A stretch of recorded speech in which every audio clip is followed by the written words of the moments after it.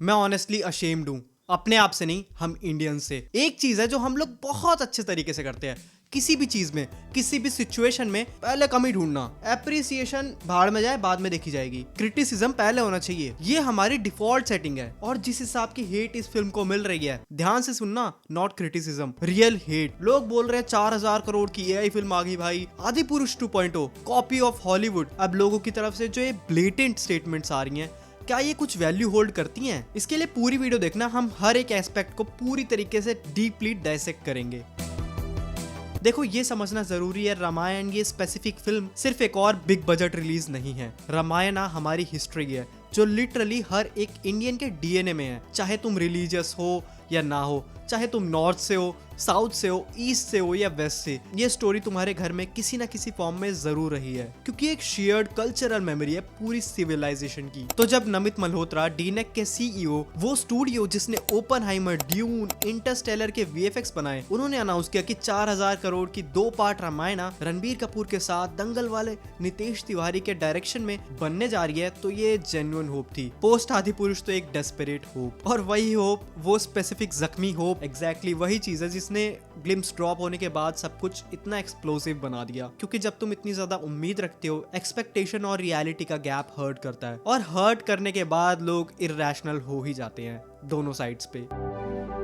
ठीक है, चलो अब वीएफएक्स की बात करते हैं प्रॉपरली, क्योंकि जो बात हो रही है आउट देयर दोनों साइड से मोस्टली अनइन्फॉर्म्ड है। वैलिड क्रिटिसिज्म पे आते हैं। मैंने ग्लिम्स को फ्रेम बाय फ्रेम देखा है multiple times. Opening battle sequence में एक जिटरी क्वालिटी है, ऑलमोस्ट जैसे फ्रेम्स आर्टिफिशियली स्ट्रेच किए गए हों। कलर ग्रेडिंग कुछ जगह इनकंसिस्टेंट है, और ये 2 shots are the weakest ones. और कॉल आउट होने भी चाहिए, मेकर्स को सीरियसली लेना चाहिए इन्हें, और वो एक जेन्युइन कंप्लेंट भी है। राक्षसों का डिजाइन बहुत लोगों को वेस्टर्नाइज लग रहा है। मेरे हिसाब से उन्हें कुछ इंडियन एट्रीब्यूट्स देने चाहिए थे, लाइक दाढ़ी मूछे, थोड़ा वो तोंद वो इंडियन फील देने के लिए। और ऐसा नहीं है कि उन्होंने नहीं दिया। ये फीमेल राक्षसी के शॉट में वो एक्चुअली इंडियन लगती है, और अगर बाकी के भी ऐसे होते तो कंप्लेंट तो आई गेस नहीं होगी। अब इनवैलिड क्रिटिसिज्म पे आते हैं, और यहाँ मैं थोड़ा एग्रेसिव हो जाऊंगा क्योंकि डिजर्व करता है। पहला स्टूपिड कंप्लेंट, फॉरेस्ट में रियल लोकेशन पे शूट क्यों नहीं किया? वाटरफॉल सीजीआई क्यों हुए? एक सेकंड रुको भाई, ये एक डुओलॉजी है। फिल्म का 60% से ज्यादा रन टाइम घने जंगलों में होगा, डीप वाइल्डरनेस में। वो आदि पुरुष वाला 10 मिनट का रोमांस शूट नहीं करने जाएंगे। अब तुम थोड़ा प्रैक्टिकली सोचो, लेट्स से 50+ लोगों के प्रोडक्शन क्रू को जंगल में ले जाना है, वहां वीएफएक्स क्रिएचर्स के साथ एक्शन सीक्वेंसेस शूट करने के लिए। अब सोचो इंजरी रिस्क कितना होगा। मे बी डेथ रिस्क भी हो सकता है जब मैन पावर इतनी होगी। मे बी सेफ साइड में अगर 1 या 2 बंदे हों तो रिस्क मैनेज हो भी सकता है। और डीनेक जैसा स्टूडियो इतना बड़ा रिस्क अफोर्ड ही नहीं कर सकता इतनी बड़ी टीम के साथ। और प्रैक्टिकली बात करो, पूरे एनवायरनमेंट पे कोई कंट्रोल ही नहीं होगा। धूप कैसी चाहिए, लाइट कैसी चाहिए, जंगल में बारिश आ गई तो सब कुछ एक दिन में बर्बाद हो जाएगा। और एक और इम्पोर्टेंट बात, जो वीएफएक्स क्रीचर्स के साथ फाइट सीक्वेंस है, तो उसमें का जो जंगल है वो वैसे भी सीजीआई से बनाना पड़ेगा, तो लाइव एक्शन और सीजीआई मैच करना और मुश्किल ही होता जाता है अगर बैकग्राउंड रियल हो तो। अभी सही लोगों का विजुअल इनकंसिस्टेंसी का आरआर खत्म नहीं हो रहा, तो अगर कंसिस्टेंट विजुअल लैंग्वेज अचीव करनी है तो एनवायरमेंट भी कंट्रोल होना चाहिए। और दूसरी इंपॉर्टेंट बात जो सब लोग इग्नोर कर रहे हैं, 4000 करोड़ का मतलब ये नहीं कि सब पैसा तुम्हें स्क्रीन पे ही दिख जाएगा। एक बड़ा पोर्शन गया है रिडंडेंसी और क्यूए में, मतलब सेम शॉट के absurd number of iterations final cut deliver करने से पहले। और ये ग्लोबल लेवल पे डिलीवर करने की कॉस्ट है, ओरिजिनल बनाने की नहीं।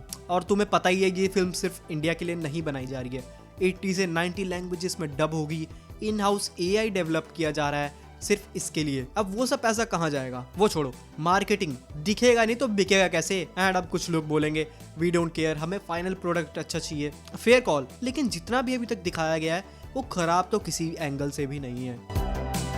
अब आते हैं एआई वाले आर्ग्यूमेंट पे, जो इस पूरी कंट्रोवर्सी का साइमल्टेनियसली सबसे फनी और सबसे सैडेस्ट पार्ट है। ये स्पेसिफिक शॉट जिसमें राम जी क्राउड में चल रहे हैं, इसमें उनकी टर्बन का कलर शिफ्ट हो रहा है। इसकी वजह से लोगों ने इसे एआई डिक्लेयर कर दिया है। तो मैं समझाता हूँ यहाँ एक्चुअली हो क्या रहा है। भाई ये चीज प्रीमियर प्रो में भी होती है। प्रोफेशनल एडिटर्स एक टेक्निक यूज करते हैं जिसे सब्जेक्ट आइसोलेशन कहते हैं, जिसमें सब्जेक्ट को बैकग्राउंड से अलग करते हैं स्पेसिफिक कलर को मास्क आउट करने के लिए। तो जब राम जी मूव करते हैं, टर्बन का टिंट स्लाइटली चेंज होता है, और वो कुछ एआई नहीं है, वो बस मास्क स्लिप आउट करता है आगे, जिसके रिजल्ट में हमें कलर शिफ्ट दिखता है। ये एआई नहीं है, ये एडिट लेवल इशू है जो अर्ली ग्लिम्स या टीजर्स में कॉमन है। और वो बच्चा पीछे क्यों देख रहा है जब राम जी ऑलरेडी आगे निकल चुके हैं? तो भाई ये सेम सीन के डिफरेंट शॉट है। अब यहाँ तुम देख सकते हो वही सेम बच्चा यहाँ भी खड़ा है। ये चैरियट व्हील को लोग बोल रहे हैं ज्यादा परफेक्ट है, ज्यादा शार्प है, इसलिए ये एआई है। ये त्रेता युग है। हिंदू स्क्रिप्चर्स के अकॉर्डिंग ये ह्यूमैनिटी का गोल्डन एरा था, लिटरली सबसे अच्छा टाइम। उस युग में भी तुम क्लीनलीनेस और शार्पनेस एक्सेप्ट नहीं कर सकते।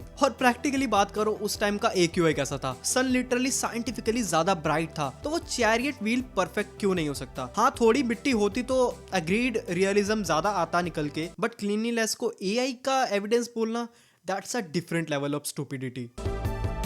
रणबीर कपूर, ये डिबेट कभी खत्म नहीं होगी अपेरेंटली। उसमें डिवाइन ऑरा नहीं है, ठीक है, डिफाइन करो ऑरा। सीरियसली कॉन्क्रीट टर्म्स में बताओ क्या होता है ये ऑरा? ये ऑरा जो तुम डिस्क्राइब नहीं कर सकते, वो एक्चुअली एक कॉम्बिनेशन है एक्टिंग क्वालिटी का, राइटिंग का और डायरेक्शन का। और वो चीज 2.5 मिनट के ग्लिम्स में नहीं दिखती भाई, वो चीज फुल परफॉर्मेंस में दिखेगी तुम्हें। रणबीर की एक्टिंग रेंज क्वेश्चन करना फेयर इनफ, बट एटलीस्ट पूरी पिक्चर आने का वेट तो कर सकते हैं। आदि पुरुष 2.0, ये फ्रेज, ये कंपैरिजन मैं डायरेक्टली बोलूंगा, ये नॉट जस्ट अनफेयर है, ये इंटेलेक्चुअली डिसऑनेस्ट है। आदि पुरुष फंडामेंटल लेवल्स पे फेल हुई क्योंकि ना तो उनके पास कोई विजन था और ना तो उस विजन को बैक करने के लिए कन्विक्शन। जैसे वो VFX इश्यूज ऐसे शॉट्स में थे जिन्हें VFX होना ही नहीं चाहिए था इन द फर्स्ट प्लेस। एक कैरेक्टर फूल उठा रहा है, CGI। सिंपल कॉरिडोर में वॉक, CGI। और डायलॉग्स को कैसे डिस्क्राइब करूं?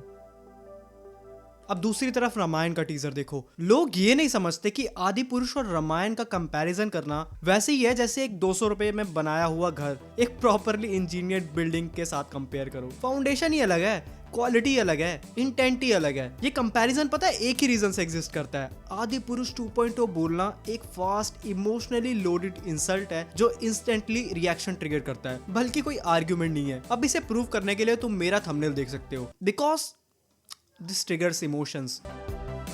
अब बात करते हैं उस इकोसिस्टम की जो ये हेट मैन्युफैक्चर करता है। ये वेरीफाइड क्रिएटर्स हैं जो फ्लैट आउट रेज बेट कर रहे हैं इस फिल्म की इमेज डिस्ट्रॉय करने के नाम पे। कमेंट्स में लोग सीधा लिख रहे हैं मूवी तो कबाड़ है, बिना मूवी देखे, बिना फुल ट्रेलर देखे, बिना कुछ भी देखे, क्योंकि कुछ क्रिएटर्स जानते हैं कि नेगेटिव कंटेंट ज्यादा व्यूज लाता है। फॉर्मूला सिंपल है, बड़ा प्रोजेक्ट लो, सबसे एक्सट्रीम क्रिटिसिज्म निकालो, सबसे इन्फ्लेमेटरी हेडलाइन डालो, एल्गोरिथम तुम्हें रिवॉर्ड करेगा। फॉर एग्जांपल 4000 करोड़ की आदि पुरुष देख लो।